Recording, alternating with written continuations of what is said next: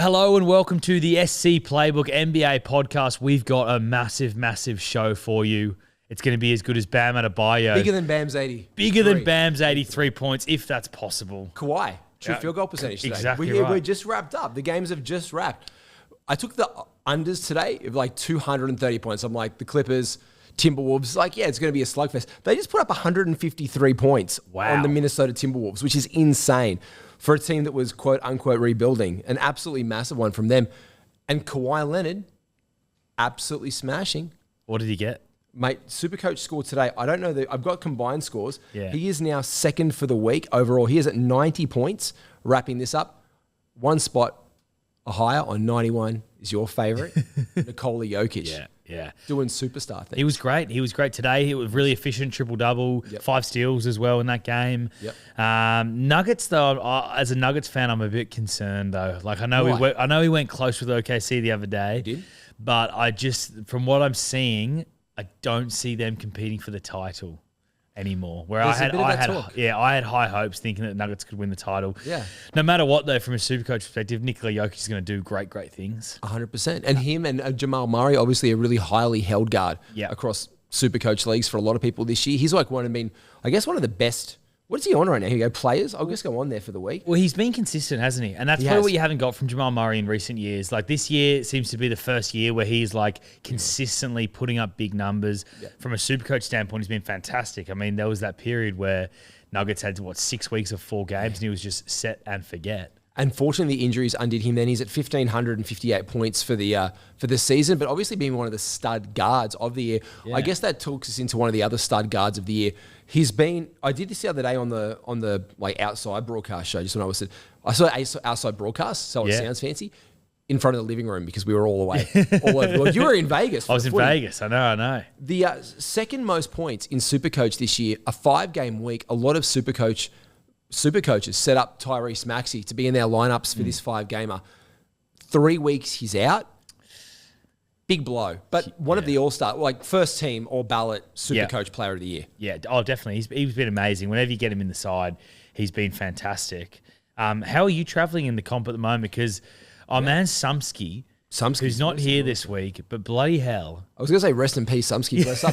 He's over in the States as well. You guys we've all been around the place. Well, mate, because he's maybe going to win the damn thing. He's gone over there just to, scout out the players up close. He's spending his winnings already. Right now over in LA. He's West Coast, isn't he? Yeah, West Coast, yeah. He's just going scoping out like, Kawhi, you're in. Yeah. But how's your week gone this week? My week is going really, really well this week. I'll tell you right now, I am at 584 points. I know in our Supercoach Playbook League, that is right up there amongst the top scores of the week. There's a couple of guys who've cracked 600.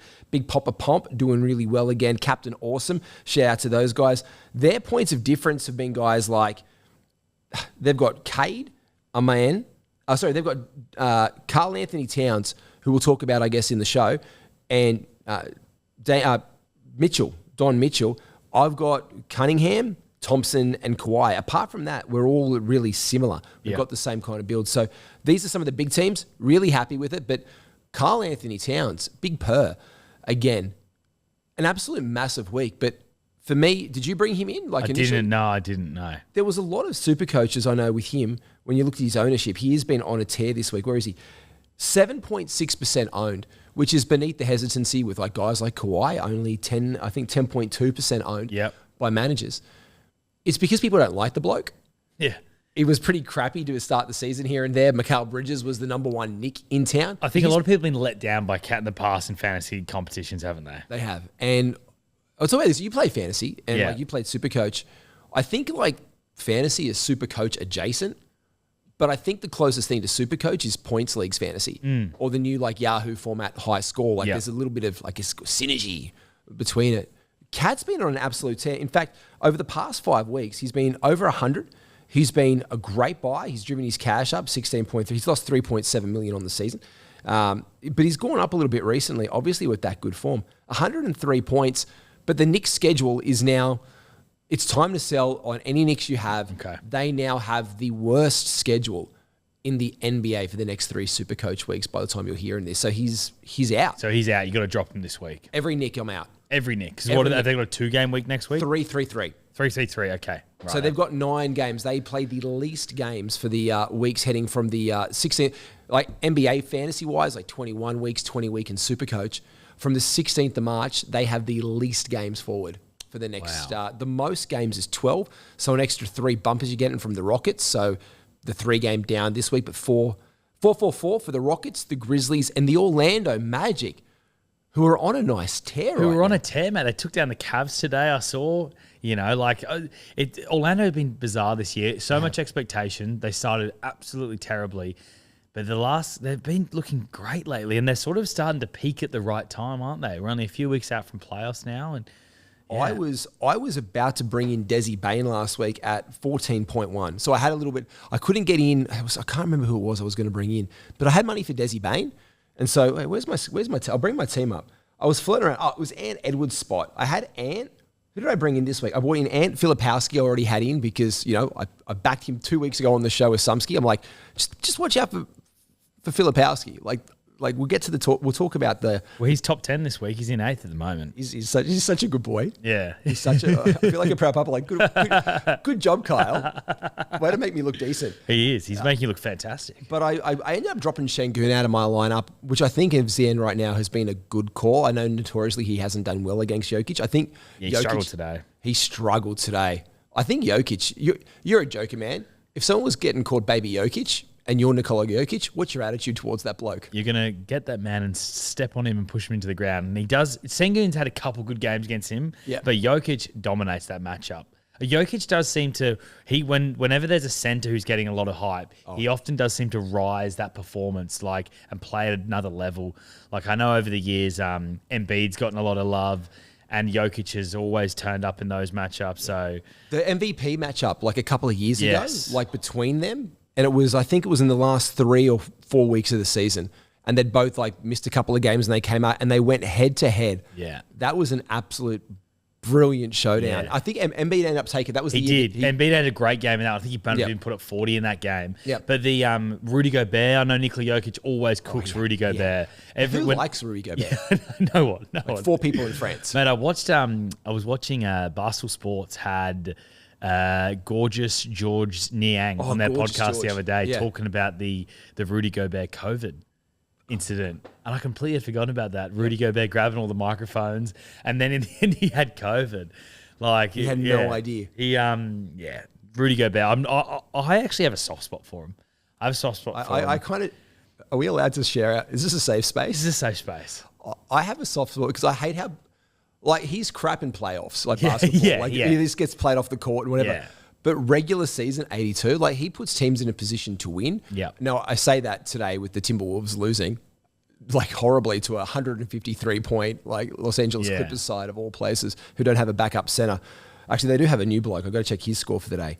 But, I've got a soft spot for the big Rudy because he's held down well and he's come through the Utah Jazz times.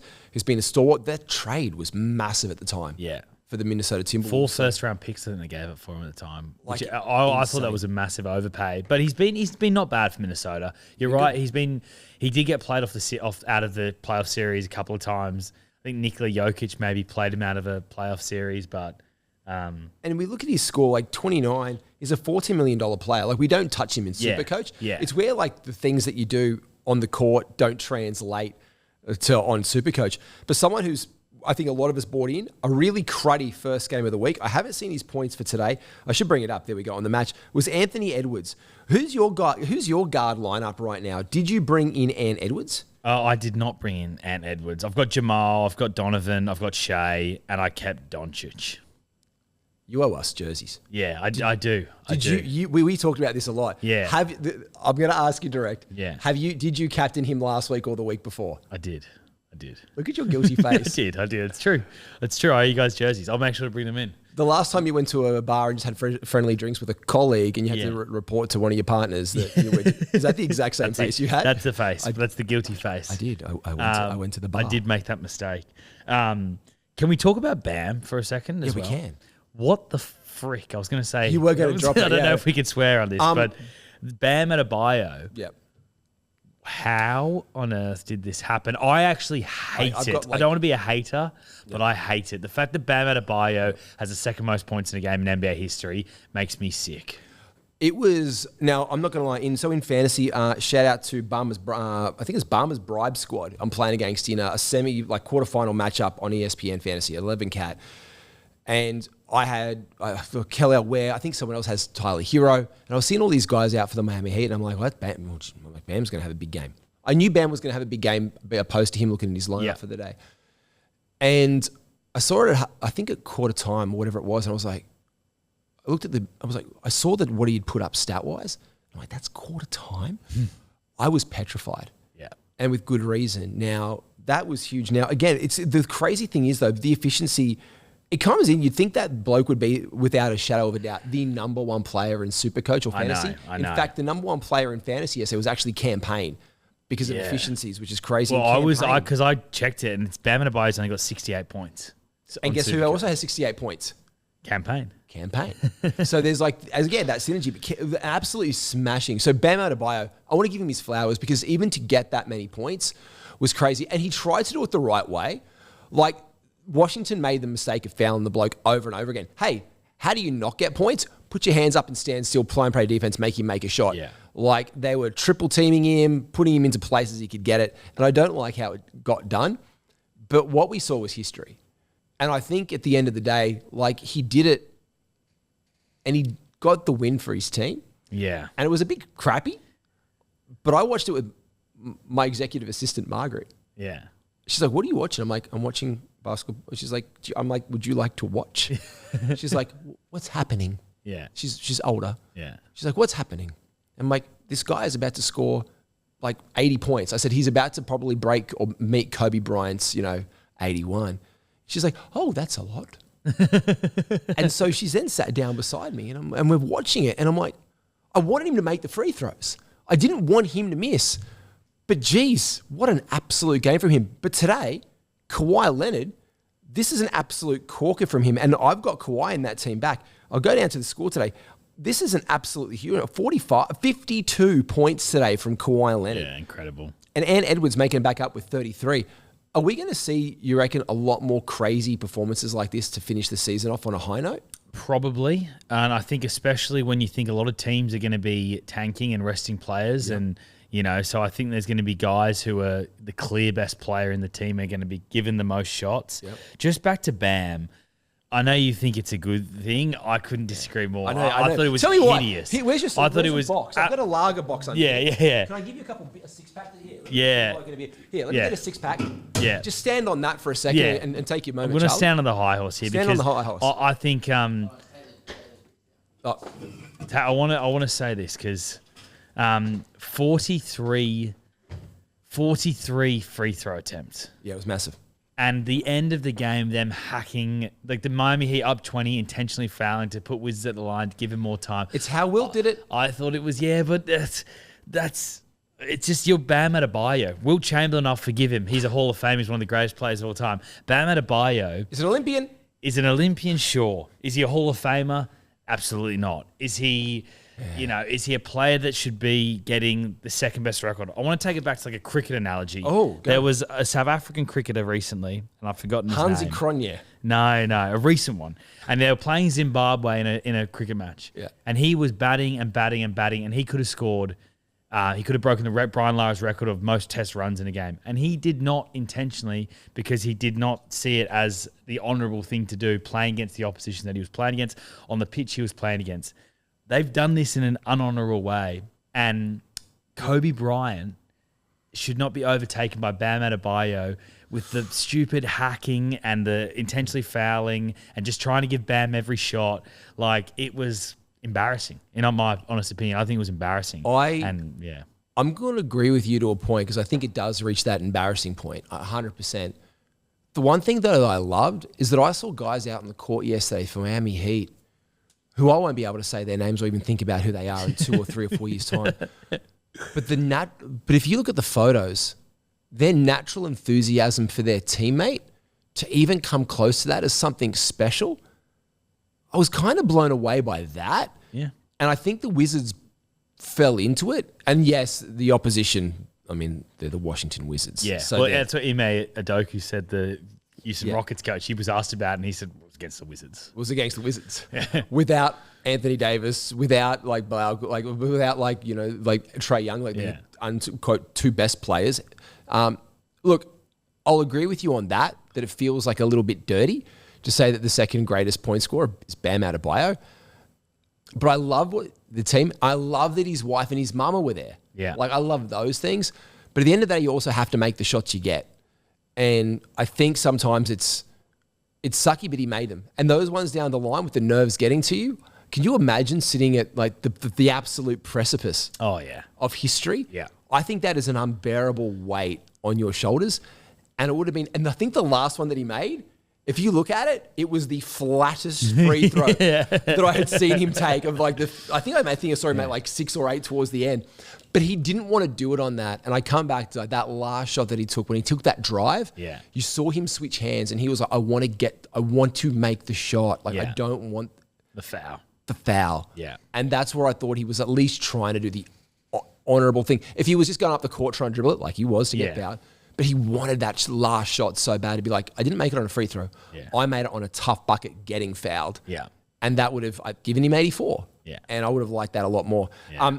Spoelstra, I liked how excited for it Spoelstra was. Yeah, Spoelstra, I think, is an absolute legend of the game and an incredible coach. Yeah. To see him pro it made me see it in a little bit of a better light. But like I said, 40+ free throw attempts. I think that was abysmal, and it should never. The thing is this: I don't think it ever should have got there in the start. Yeah, but it looked like that from a very early on, and the Wizards played sloppy basketball, and you take advantage of that. True. I think in any game, but I don't think it was done in an honorable way. I think there was better ways to do it, but it was just great to see history. Definitely, and we I think with all some of the negative stuff we hear in the NBA about scandals and this and that, I think it's nice to have a good story. Bad story though, Ja Morant out again. Continuing to be reevaluated. Santi Aldama, Zach Edey still out. Memphis Grizzlies, 3 games of 4 on the cards to finish this the next 3 weeks off. Looking at Memphis Grizzlies now and their stock, I'm gonna play a game do we believe in tanking teams? Okay, all right, I like it. Not say tanking because the Wizards have 5 games next week. Yes, and we had a lot of Wizards talk. The most teams just then. The Grizz, the Jazz, the Pels, these horrible teams. Are you buying any stock in any of these teams for the next 3 weeks? Now, the only teams with 4-4 are the Grizzlies, Magic, Wizards. Yep. They have 5, 3, and 4, so they still play it over the time. Brooklyn Nets have 2 games of 2. Okay. Are there any Brooklyn Nets you're looking at? The Warriors now officially confirmed without Steph Curry for at least the next possibly 10 days. They are out of the mix. The Clippers still have 2 more weeks, but the Pelicans, we're also about to get them for 2 lots of 4. Are there any of these teams that you're starting to look at, Charlie, and be like, maybe? No. Maybe? No. Could I interest you in any cheapy stocks? No, maybe cheapies, because that will be where the value is. I'm not getting an established player from a tanking team because I guarantee you they're the ones who get rested. 100%. I've been burnt in my ESPN fantasy draft league with guys like Siakam and who just keeps getting bloody rested time after time. And I'm like, take me out of this misery of owning tanking players. If you want to roll the dice on it, sure. Yep. Go on, roll the dice. But I want players who are playing every single week. And yeah, it sounds cool. Wizards have 5 guys. They do. Who the hell am I grabbing from the Wizards, Matty? Well, I've got the Grizzlies up. If you want to know go the Grizzlies first. I'll go Grizzlies. Well, Javon Small. Okay. I'm looking at Javon Small right now. He seems to be the only guy in there that you can look at. And looking at his up and downs over the next couple of weeks, in week 20 he has a break even of 30. Okay, that's pretty good. It's up this week. I think it was at 41 this week in week 19. He's already hit that. Yep. He's got 30. We know Jar is out a little bit more. He is only at 7.08 mil right now. Very good value. Very good value. Made $700K last week. Okay. 4 games. Are you still worrying about making money at this time of the year? Yes. You still are? Okay, cool. Interesting. I think it's got to be a consideration because you just still don't want to be losing money. No, I like it. To be able to bring it in, especially you're a shade truther. Yeah. OKC don't have a really overtly sexy schedule. They play 3-4-3 from week 20. Yep. So, but it's still Shea. You've got Shea. You love Shea. I love Shea. I love Shea. You wouldn't leave Shea off if you had a chance to bring in Shea for a 4-gamer. Yeah. I think it might be a nice little way of generating a little bit of extra cash maybe for OKC in week 21. Yep. Potentially.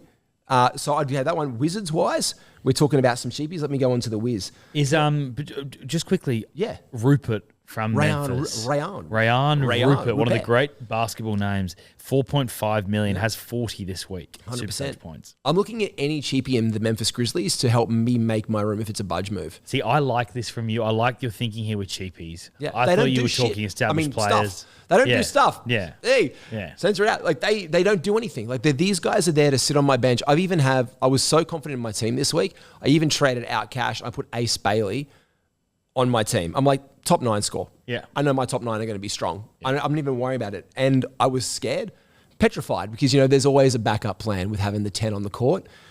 I literally flew blind. He scored 20 today. I know he's not going to get that. I had Con Knipple on the bench in a 3-game week. I said on the pod last week, and I have to say, I'm sorry, I said I was going to sell my Con stock because it wasn't good. But I thought that he could hit his break even this week, and I just didn't like the Şengün move. And it freed up more cash for me. So I held on to Con. He's at 40. His break even this week is, 72. So if he have an absolute cracker in his next game, I think he's got 2 more games this week. Yep, he does. So I think I actually might be okay with him. Yep. And that'll be, I think he'll hit 30 points in 2 games. Okay. Because it's Con. Con is good. I like that. I like that a lot. But for me, I left it off and I put Bailey on the side as my 10th player on that 3 games. I didn't trust the process. I should have. And I'll take that because I really wanted to make sure that I could have Jokic into my side this week because I didn't have him on the less games. I wanted to write him out. But yeah, man, I love that. I love these little small team guys that are doing great. Because if you look, Campaign's there this week. 5 points. Campaign is at $4.4 million.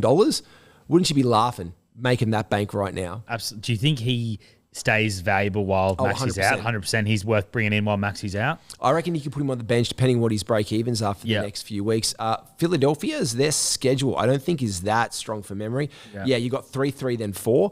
Maxi's out for the next 2. Maxi might be back for that 4 because he's reevaluated in 3 weeks. So I think a lot of super coaches will be keen to bring him in if he's off a minutes limit or anything like that. So I can see the merits there. But guys that are popping up like that in the top, if you look at your top 20, you go through Derrick Jones Jr. today, massive one. Quickly's back up there. Brandon Miller, Con Knipple at 18. Darius Garland playing for the Clippers again. And again, the Clippers, if they are upping that, they've still got 2 more weeks of 4 games. Yeah. But again, is the price point. But you're probably more likely to bring in a Benedict Mathurin, who's only 2.9% owned at $10 million right now. Yeah. I'm so not a Benedict Mathurin believer. I'm not an Eggs-Benny believer either. I just never have been, never will be. I've never seen enough from him on the basketball court to he was very hyped coming into this year, and I was extremely doubtful of because the paces, like he'll get the ball a lot. Yeah, but I just didn't see it, and I still don't like him even at the Clippers as well, personally. Well, you said about the Wizards, we mentioned them. Yep. The guy that I'm looking at $6.5 million is Will Riley. Yes. He seems to be the guy off the chain a little bit, currently second most in the team with 22 Supercoach points. Friendly break evens the next couple of weeks. I think it creeps up to 45 next week. But again, he's showing us that he's capable of it on a 4-game weeker. But at the $6.5 million, you roll it to bring in the best players. And I think what we know now in Supercoach from NBA in our first season is we bring in the best. Yeah. And if we can have the best guys on there and we look for those breakouts, like a couple of weeks ago, like I said, Kyle Filipowski, there is no one else getting minutes in that power forward center role in Utah. Yeah. So that's like that cost opportunity. Who's the other Golden State Warriors? Guy Santos? Maybe. Could we bring in some? He sounds like a cheese. I want to see who's done well for them this week on the fly here, Golden State, because Pods. There we go. Pods. So number 1, Draymond Green. 8 million. Gary Payton the second. Yep. We could probably trust in Pods at 10. I don't mind Pods at 10. I don't mind Pods at 10. He can do a job. And he's got the opportunity at the moment. And often when he gets these big minutes, he can be productive. So I'll roll this one with you. The Houston Rockets, I'm still heavily divested in them. I got rid of Şengün, so he's out for me. I have the choice to bring him in or out. Yeah. You got the Rockets on 4-4-4, Grizz on 4-4-4, Orlando Magic stock, and the Atlanta Hawks Jalen Johnson's still in your lineup? I'm not sure. Let me check. I don't know if you've still got... I think a lot of Jalen people... Johnson is still there. Yeah, he's still there. You've still got JJ. Still got JJ. His ownership has now gone down to 12.7%. Yeah. He's been very disappointing. JJ. He has been up and down. Yeah. The on terms of the Houston Rockets, I'm still a big Amen Thompson fan. Yep. I think he's been consistent this year. Yep. Kevin Durant was a bit quiet today, but if they've got 4 games, you can't really go wrong. And they're going to be trying to get their guys on the court leading into playoffs because they're very much in that chaos of the 3 to the 7th seed. It's manic. Yeah, you can fall quickly, and that's what Denver have been dealing with. A lot of losses, and today it was good for them to get a win over Houston because it is tight. And Kevin Durant will be playing every game he can in the run home. So Houston, I like the idea of bringing in Kevin Durant personally, if you can afford him. Now he's at 16.52. He's down 1.1 on the year. Amen Thompson, still nice up on generating. He's at 42 for the week right now. And on the season, they're not too different, these two blokes at the end of the day. Their total points for the team, number 1, Kevin Durant, Amen Thompson, and then Şengün, just 11 points behind Amen Thompson. He's on 1,458. Amen at 1,469. Giggity. Behind that, other guys are down there. Can I shout out to one of our day one loves? Yep. Reed Shepherd. Reed bloody Shepherd. Reed Shepherd, ladies and gentlemen. It might be time to say g'day to Reed Shepherd. Now, he is only at 14 points on the week. It is very underwhelming. Yep. But he was on an absolute... Just shout out to one who... I think he was on... How many, 101 he got last week. How many lineup? He's still in 13.1% of teams. Yeah, wow. That is more people are holding onto him than they are Kawhi Leonard, which I find is wild considering how much I've loved Kawhi this season. That is crazy. But I think he's still sitting around the place. Do you bring in a cheapie like that for the Rockets if you've got $9 million there and you've got some cash? Do you leave your cash in your bank, or do you just take it back down to 0 and hope a guy like this hits his break even? Which next week is, let's look at your break even, Reed Shepherd. Oh, 73. Yeah, I don't know. I don't know. I think you've got to roll, but if you're rolling the dice on him, you got to be careful. Who are then, Matty, who are our must-owns for next week with the schedule, Not Reed with Shepherd. The big dogs? Who are the people that we have to have in our lineup? Yeah, Kevin Durant. Yeah. Look, at the end of the day, Kevin Durant is Kevin Durant. I reckon he's one of the best. For me, it is still 100%. It's Nikola Jokic. Yeah. Like, I've still got him down there. Now, their schedule isn't as friendly as that. They've still got 2 weeks of 4 gamers left. He's got 4 and 4, and then they go down to 2. So this is where, like, people say, oh, you 100%, like, you get rid of him that week. Yeah. You use your cash and you plan to bring him up and then sacrifice the week after that. Because I think that week then is, I think there's only 5 weeks left or 4 weeks left at this point in time. Yep. So if we're looking to make those moves, it's kind of pretty much there. And you won't play him on a 2-game week. Yeah, but he's really good. Yeah, he is, but not 2 game worthy. So you do that for the next 2. So I definitely reckon Jokic. Kawhi, still like next week. 1 game 4, then a 3. I think he's still very, very good. Like you said, that Western Conference, blah, blah, blah. Yeah. I reckon the Clippers won out of that play-in. Yeah. They have a chance to get out of the play-in tournament. Like, it's a slender chance. And if you look at the NBA record, we've got to go to the standings to see it. I think for me, that's a bloke that I don't want to let go of in my Supercoach team. Yeah. They are just at 33 wins.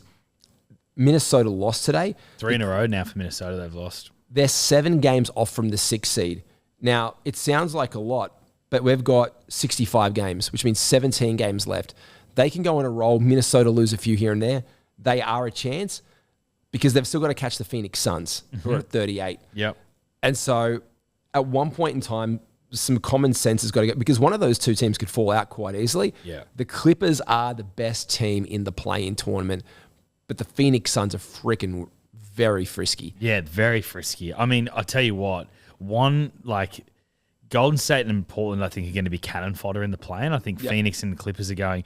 But if I am OKC and I end up with the Clippers in round 1, that's not a lay-down misère. That's not a sweep. I think Clippers can actually maybe get a game, maybe get 2 games, make that a series. Like, when you think about how dominant OKC are, like the way the West is this year, and the way the West is every year, but the Clippers in the 8th seed are a genuine round 1 threat. And they had a horrible start to the season. Since then, they've improved it. They got rid of Harden. People expected him to suck. Darius Garland's actually a really good point guard. Yeah, he's fantastic. Yeah. And this, I say really good. Like, he's a good point guard. Yeah. He's good. He's good at what he does. Yeah. I think he'll actually add an asset to this team. They got rid of Zubac. I reckon other blokes in the team step up. They've won 3 on the trot. There are 4 teams right now on 40 wins in the Western Conference. The Rockets, the Lakers, the Nuggets, and the Timberwolves. So for me, any of those teams fall down. Like, the Lakers are on a 3-game win streak. LeBron's been out, so therefore must own. Obviously, we're looking at guys next week again, 4 games. Luka. Can we bring in someone like Austin Reeves? Yeah, a bit pricey, but I wouldn't. Luka's the guy there. But you look at the 4-game teams, and for the next 2 weeks, those are the big ones. It's Jokic all the way for me. Portland Trailblazers, Denny Advia. I don't really have much faith in right now. I've lost a lot of faith in Denny. A lot of faith there. Brooklyn Nets-wise, I'm looking at carving these blokes up because they are in an absolute tankapalooza. So big guns-wise, I wouldn't hit anyone else there apart from maybe big guns-wise Jalen Johnson with 2 games of 4 for the Atlanta Hawks. Looking at the standings for the Atlanta Hawks right now, they're down the bottom of this table in the play-in. So I don't think they get eclipsed. I think they're in it, and I think they stay in it, but they are only 3 wins away from actually getting in the 6th seed.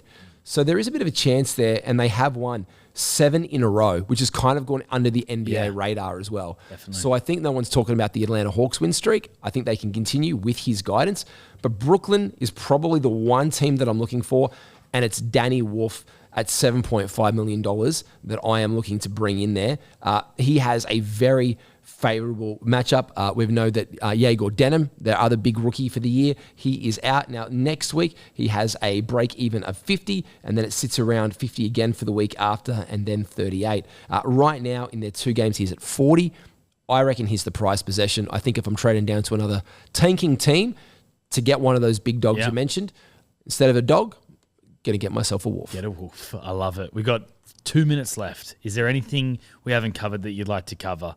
I know you spoke about guys stepping up for injured players in the chat. Campaign. He's a must-have, I'm guessing, at 4.5 million. Phoenix Suns next week. I'm really curious to see where they go. They're the only other team with 5 games next week. We've got the Wizards and the Suns, so a lot of people might roll the dice on them. With the step-ups, Grayson Allen has been in and out of their lineups a lot.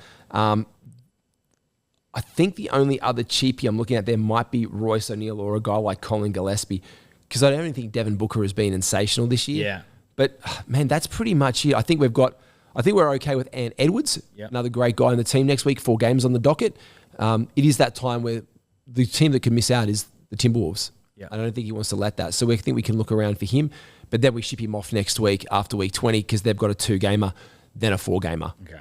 So we free it up. It's a 1 week play for that. It's a 1 week play next week if you bring him in. Otherwise, you're looking to bring someone else in a little bit stronger.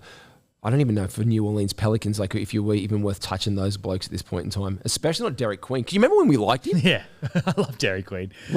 We said it's actually a good trade. At one point, we were like, maybe that actually trade's not a bad trade. And it paid off. Yeah. And then all of a sudden he's hit the rookie wall and he sucked. Yeah, not been great for him. But, I mean, look, you could probably bring in Trey Murphy. Yeah.